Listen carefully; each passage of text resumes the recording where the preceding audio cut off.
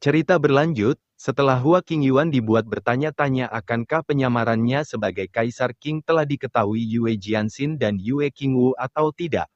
Di samping itu, seusai memberikan hadiah pada murid yang memiliki kontribusi besar pada kompetisi puncak surgawi, Master Sekte Wenjian menyampaikan, "Sebenarnya, alasanku memanggil kalian semua kemari hari ini tak hanya untuk memberi kalian penghargaan, namun juga untuk menyampaikan satu hal yang sangat penting. Karena sisa jiwa Kaisar Qing yang muncul membantu kita mengatasi Sekte Iblis di kompetisi puncak surgawi, jadi, Sekte Xingtian memberikan kunci terakhir makam Kaisar Yu Chen kepada kita." Mendengar pemberitahuan tersebut, sontak membuat mereka semua terkejut. Apa, kunci terakhir sebenarnya diperoleh Sekte Pedang Qingyun kita? Dijelaskan bahwa, Kaisar Yu Chen adalah orang pertama di alam Changyuan ini yang kultivasinya telah mencapai surga, 5 juta tahun yang lalu.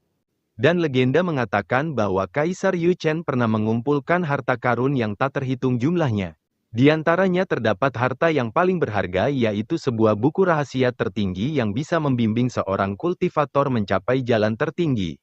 Dan belum lama ini, seorang tetua dari Sekte Jinyun secara tak sengaja telah menemukan makam Kaisar Yu Chen di Laut Jiuyu, yang membuat gempar 5 benua di alam Changyuan. Akan tetapi, jika seseorang ingin memasukinya, mereka perlu mengumpulkan 10 kunci terlebih dulu untuk membuka larangan pelindung makam. Sebelumnya, 9 kunci telah muncul satu demi satu dan berhasil ditemukan secara massal oleh para keluarga bangsawan. Jadi hanya tersisa satu kunci terakhir yang sekarang berhasil didapatkan Sekte Pedang Qingyun kita, ini benar-benar takdir. Mengetahui seperti apa itu Laut Jiuyu, Jiangdu mengatakan. Ternyata makamnya terletak di kawasan Laut Jiuyu. Hanya seorang seperti Kaisar Yu Chen yang memiliki kekuatan untuk memasuki kedalaman Laut Jiuyu. Meski berbahaya, Wang Lan juga menyadari kalau makam Kaisar Yu Chen merupakan tempat yang bagus untuk memperoleh kesempatan, ini merupakan peluang baru. Dengan cukup antusias, Zhao Tianlu mengatakan, jika kita dapat memasuki makam Kaisar Yu Chen, kita mungkin bisa memperoleh teknik kuat yang telah lama hilang, dan jimat yang dapat mengguncang 3 alam. Pemimpin sekte, siapa yang akan kamu kirim kali ini? Meski hampir semua orang sudah mengetahui seperti apa itu Laut Jiuyu. Namun, Hua Qingyuan justru sama sekali tak mengetahui hal tentang Laut Jiuyu. Dengan sedikit penasaran, Hua Qingyuan bertanya, "Hei, adik junior, di mana itu letak Laut Jiuyu, dan apakah berbahaya?" Menerima pertanyaan tersebut, seakan tak percaya, Yue Jianxin menanggapi, kakak senior, kamu sebenarnya belum mengetahui hal tentang Laut Jiuyu. Namun, bagi Hua Qingyuan yang tak terlalu mempedulikan tentang masalah dunia luar, hal tersebut jelaslah wajar. Oh, haruskah aku mengetahuinya? Oleh karena itu, Yue Jianxin menjelaskan, Laut Jiuyu terletak di sebelah selatan alam Changyuan, dengan arus bawah laut yang kuat dan diselimuti kabut yang gelap sepanjang tahun. Juga ada berbagai monster kuat yang tinggal di sana. Jadi bahayanya laut ini jelas tak bisa dibayangkan. Contohnya seperti naga bayangan, monster ini memiliki panjang puluhan kaki, dan seluruh tubuhnya tertutupi sisik sekeras besi hitam. Monster ini juga bisa bergerak bebas di dalam air maupun di langit malam, ia memiliki serangan atribut gelap yang sangat kuat. Tak hanya itu, ada juga Ice Kirin, yang tak hanya bisa mengendalikan es, tapi juga sangat cerdas dan bisa menggunakan kemampuan ilusi tingkat tinggi, yang dapat membuat lawannya tersesat tanpa mereka sadari atau bahkan membuat mereka terjebak di dalam sangkar es abadi. Jadi, oleh karena hal itu, bahkan para master hebat pun tak akan berani memasuki daerah itu secara gegabah. Setelah mendengar penjelasan Yue Jianxin tentang Laut Jiuyu, yang terdengar cukup berbahaya, dengan cukup santai, Hua Qingyuan menanggapi, "Oh, jadi begitu.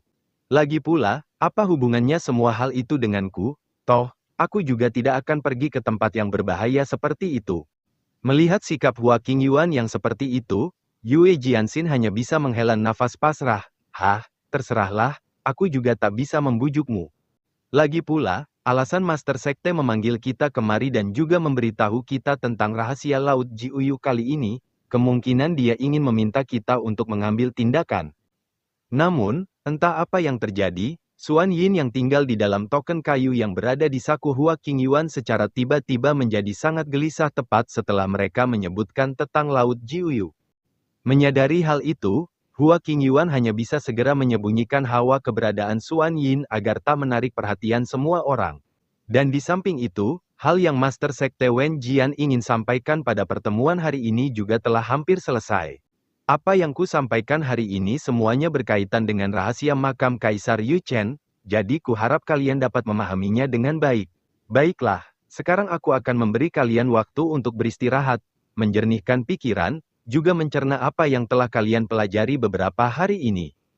Karena aliansi Sekte Immortal sedang mendiskusikan rencana khusus untuk memasuki kawasan Laut Jiuyu, jadi kita akan bertemu lagi di sini dalam kurun waktu 3 hari. Selang beberapa saat kemudian, setelah rapat di ruang pertemuan berakhir, terlihat, Hua Qingyuan yang tengah berjalan menuruni anak tangga sambil memikirkan hal yang terjadi pada Xuan Yin sebelumnya. Dalam hatinya, mengapa hari ini Xuan Yin tiba-tiba menjadi begitu gelisah? Padahal sebelumnya dia belum pernah seperti ini. Memikirkan hal itu, tanpa menunggu lama, Hua Qingyuan bergegas mengeluarkan Xuan Yin untuk menanyainya secara langsung. Xuan Yin, apakah kamu memiliki perasaan tentang Laut Jiuyu yang tadi dibicarakan? Mungkinkah asal-usulmu terkait dengan Laut Jiuyu ini? Menerima pertanyaan tersebut, Xuan Yin hanya bisa gemetar ketakutan seakan dirinya pernah mengalami hal buruk di Laut Jiuyu yang menjadi tempat asalnya. Scene berpindah di malam harinya, terlihat, Hua Qingyuan yang tengah berbaring santai ditemani Xuan Yin, sambil berpikir, dalam hatinya, kalau dipikir-pikir. Bagaimana mungkin binatang legendaris seperti Xuan Yin ini bisa dengan mudah diperoleh tetua Sekte Iblis jika tanpa melalui keadaan khusus? Sebenarnya, tempat seperti apa wilayah Laut Jiuyu itu? Namun, tak berselang lama, terdengar suara ketukan pintu dari luar ruangannya. Kakak senior, maaf mengganggumu. Mendengar suara Yue Jianxin yang datang mengetuk pintunya, dengan cukup mengantuk, Hua Qingyuan beranjak bangun dari tempat tidurnya. Ya, adik junior, masuklah. Mendapati Yue Jianxin yang tiba-tiba datang di tengah malam, Hua Qingyuan bertanya, adik junior, apa yang membuatmu menemuiku di tengah malam begini? Tanpa basa-basi, dengan serius, Yue Jianxin mengatakan, kakak senior, berhentilah menyembunyikannya dariku. Aku tahu, faktanya, pada kompetisi puncak surgawi sebelumnya, kakak senior adalah orang yang paling berkontribusi, bukan? Mendengar perkataan Yue Jianxin yang seperti itu, jelas cukup membuat Hua Qingyuan kebingungan, apa yang kau katakan? Sambil mengeluarkan beberapa hadiah yang sebelumnya diberikan Master Sekte padanya, Yue Jianxin menanggapi. Aku merasa tak layak menerima hadiah yang Master Sekte berikan untuk kontribusiku. Jadi, kakak senior, tolong terimalah semua hadiah ini. Mengetahui bahwa Yue Jianxin hanya ingin memberikan hadiah yang diperoleh dari Master Sekte padanya, Hua Qingyuan seketika menghela nafas lega, dalam hatinya, kukira apa?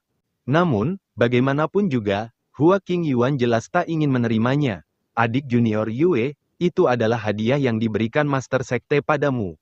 Dan lagi pula, aku juga tak memberikan kontribusi apapun pada Sekte selama kompetisi puncak surgawi, jadi bagaimana aku bisa menerimanya? Dengan serius, Yue Jianxin menegaskan, kakak senior, dalam situasi waktu itu, selain kamu, aku benar-benar tak dapat memikirkan orang lain yang dapat memperlihatkan kekuatan yang tak terduga. Sambil menunjukkan jarinya, Yue Jianxin bertanya, jadi, kakak senior, katakanlah yang sejujurnya, sebenarnya apa hubungan dirimu dengan Kaisar Qing? Tak punya pilihan lain, berpikir sudah tak mungkin lagi merahasiakannya dari Yue Jianxin, Hua Qingyuan berniat untuk mengakuinya, sebenarnya, aku. Akan tetapi, tepat ketika Hua Qingyuan sudah akan mengakuinya, tanpa diduga, Yue Jianxin justru mengatakan, aku tahu, kau pasti pernah menerima warisan Kaisar Qing di suatu tempat sebelumnya, bukan? Dan ada beberapa metode khusus yang dapat meningkatkan ranah dalam waktu singkat.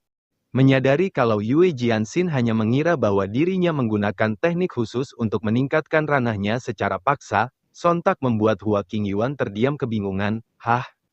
Tak menyia-nyiakan kesempatan, dengan cepat, Hua Qingyuan bergegas membenarkan dugaannya. Ya, itu benar, aku sungguh tak menduga adik junior dapat menyadarinya. Penglihatanmu memang luar biasa. Sementara itu, Dalam hatinya, ia berpikir, ternyata adik junior Yue belum mengetahuinya. Jadi sebaiknya mari kita ikuti saja kata-katanya. Sejauh yang ku tahu metode khusus semacam itu sangat membebani tubuh penggunanya. Oleh karena itu, kakak senior, kamu harus menerima harta karun ini. Dengan malu-malu, Yue Jianxin juga turut mengancam akan melaporkannya pada Master Sekte jika tetap saja menolak. Jika tidak, aku akan memberitahukannya pada Master Sekte. Baiklah, aku akan menerimanya. Untuk menghargai niat baik Yue Jianxin, Hua Qingyuan memutuskan untuk menerimanya. Dalam hatinya, adik junior sebenarnya mengkhawatirkanku. Dia berniat baik, jadi sebaiknya aku menerimanya. Meskipun begitu, ia menyampaikan, tapi aku hanya akan mengambil satu item saja, jadi kau bisa menyimpan sisanya.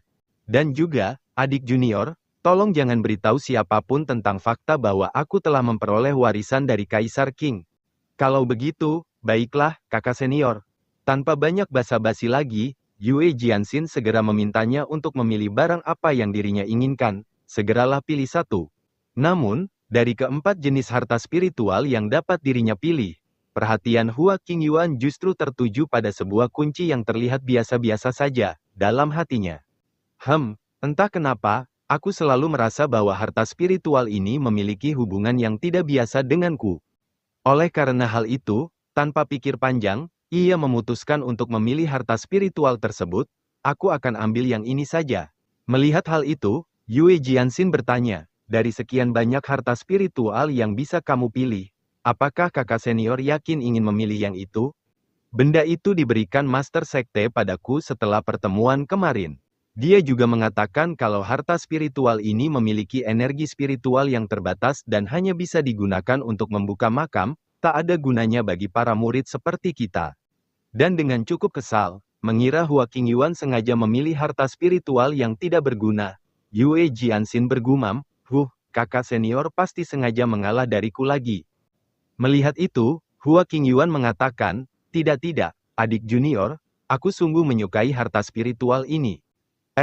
Benarkah itu, kakak senior tidak sedang membohongiku kan? Tentu saja, aku tidak akan berbohong padamu, adik junior. Setelah mengantar Yue Jianxin keluar, Hua Qingyuan akhirnya bisa merasa tenang. Dalam hatinya, kecurigaan adik junior akhirnya terselesaikan. Sekarang, aku dapat menikmati waktu liburku tanpa gangguan.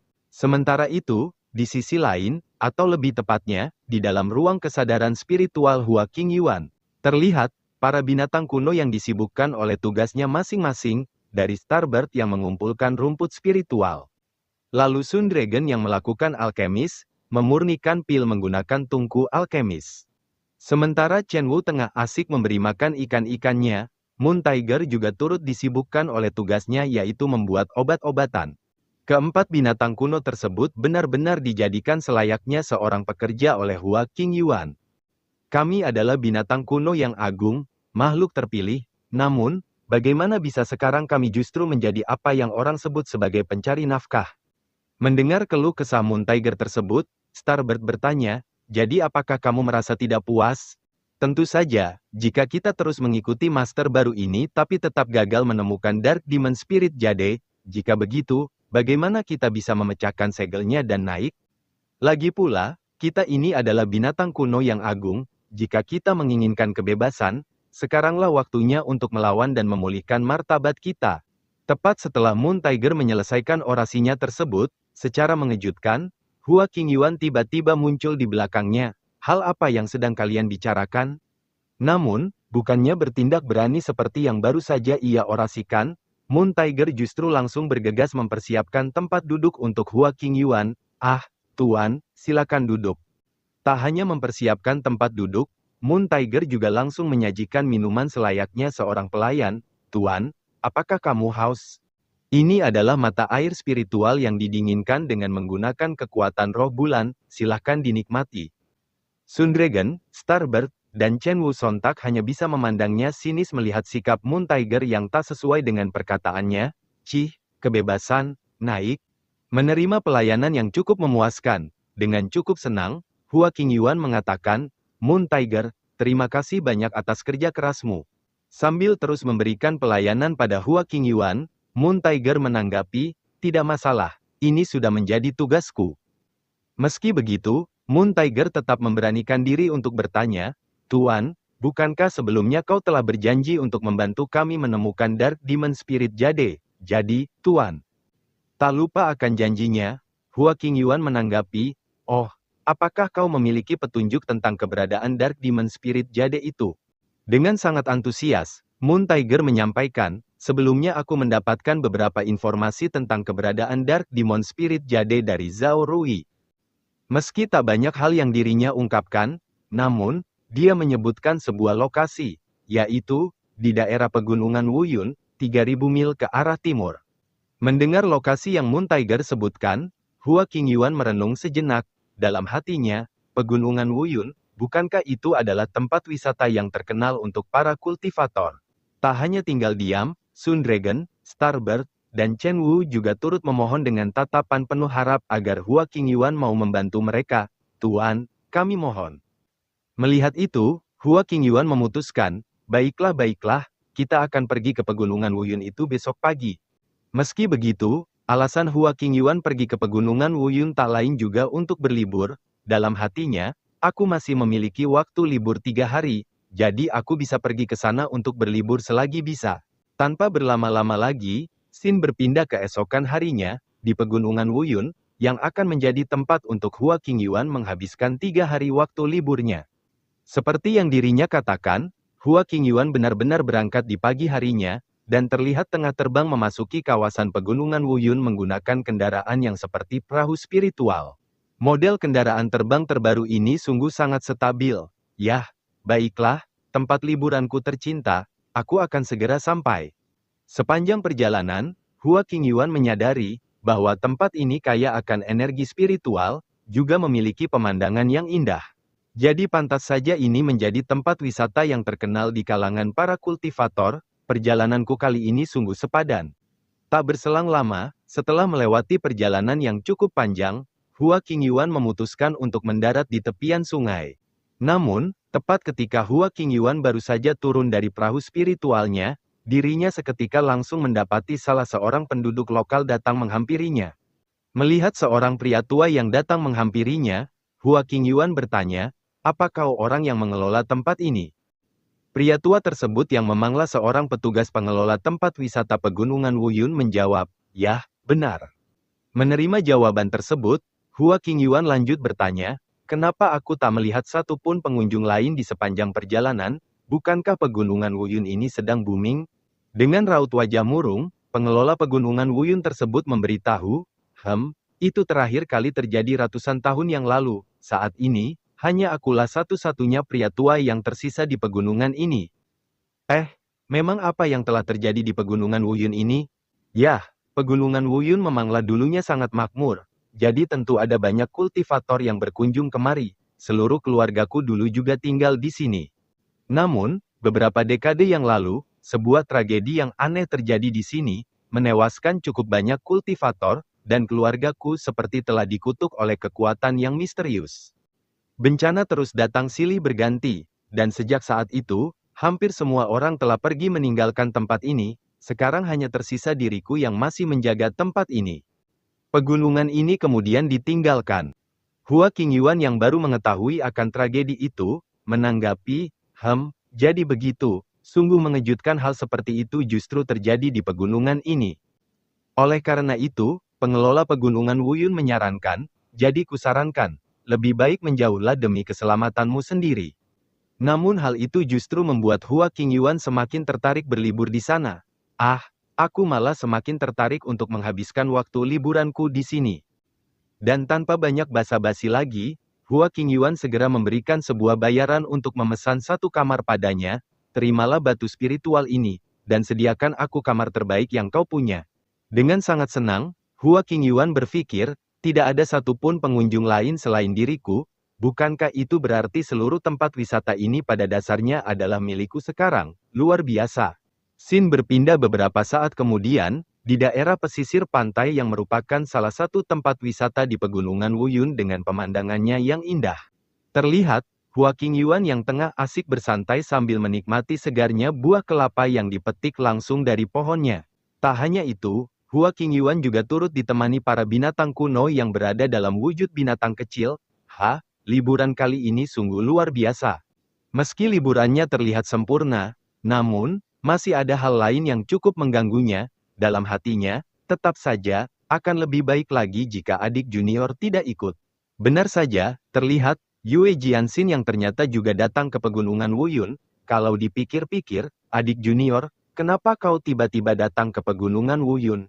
Dengan sedikit kesal, Yue Jianxin memberitahu, Master Sekte bilang bahwa terdeteksi fluktuasi energi spiritual yang aneh di pegunungan Wuyun, jadi dia mengirimku kemari untuk menjalankan misi rahasia.